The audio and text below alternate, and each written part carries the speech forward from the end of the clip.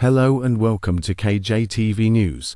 Let's begin with this news, where the National Oceanic and Atmospheric Administration, NOAA, has laid off approximately 800 employees, with further terminations expected on Friday. Sources indicate that the Trump administration is targeting government agencies for budget reductions, with NOAA being significantly affected. The cuts impact various divisions specializing in weather forecasting, oceanic research, climate monitoring, and biodiversity. Many of those laid off were probationary employees who had been with NOAA for a year or less. While some critical disaster forecasting roles were reportedly spared, the overall impact on weather predictions and disaster response remains a concern. Union representatives for the National Weather Service are actively reaching out to affected employees, with some workers considering legal action. Reports suggest that the terminations were carried out with minimal documentation, leaving uncertainty about the exact number of employees impacted. Termination letters cited employees as not fitting the agency's current needs, despite their performance. This move aligns with the conservative Project 2025 roadmap, which seeks to cut funding to NOAA. Critics argue these layoffs will hinder the country's ability to predict hurricanes, tornadoes, and other extreme weather events, especially as climate-related disasters become more frequent. Among those terminated is Andrew Hazelton, a meteorologist specializing in hurricane forecasting. His work focused on improving storm tracking models used by the National Hurricane Center. Other affected departments include the Pacific Tsunami Warning Center, the Great Lakes Environmental Research Laboratory, and divisions responsible for enhancing U.S. weather models. Machine learning and AI specialist Zachary Lober, who worked on long-term weather and climate prediction, also confirmed his termination via social media. The NOAA layoffs raise concerns about the nation's ability to safeguard lives and property as severe weather events become increasingly common.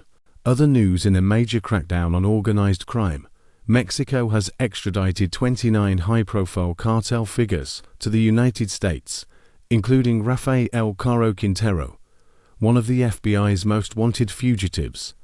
The extradition, described as an unprecedented act of cooperation, follows increased pressure from the U.S. government to combat drug trafficking and cartel-related violence.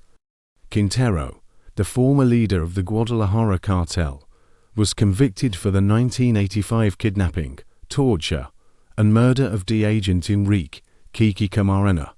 After spending decades behind bars, he was released in 2013 when a court overturned his 40-year sentence. However, he returned to drug trafficking, sparking violent turf wars in Mexico until his rearrest in 2022. Despite U.S. requests for his extradition, the process had stalled until now. The extradition operation, carried out on Thursday, involved transferring cartel leaders, security chiefs, and financial operatives from various Mexican prisons to 8 cities across U.S. Among those sent was Vicente Carrillo Fuentes, a former leader of the Juarez cartel and brother of drug lord Amado Carrillo Fuentes, infamously known as the Lord of the Skies. Additionally, to former leaders of the notorious Los Zetas cartel, brothers Miguel and Omar Trevino Morales were handed over. U.S. Attorney General Pamela Bondi emphasized the importance of the extradition, stating that the U.S. will prosecute the criminals to the fullest extent of the law. She acknowledged the sacrifices of law enforcement officials who have dedicated their careers and, in some cases, their lives to dismantling violent cartels. The operation coincides with a high-level meeting between Mexican officials and their U.S. counterparts in Washington.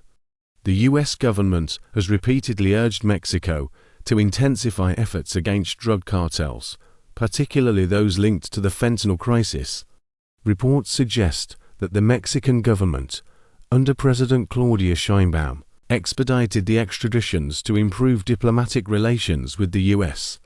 The move is seen as a significant shift in U.S.-Mexico cooperation on cartel-related crime.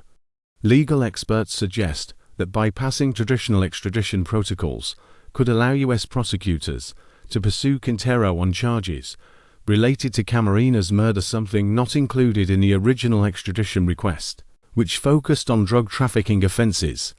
The extradition marks a turning point in the fight against transnational organized crime, reinforcing U.S.-Mexico collaboration in holding cartel figures accountable. That's for now. We will keep you updated on this, and thank you for watching, and don't forget to subscribe.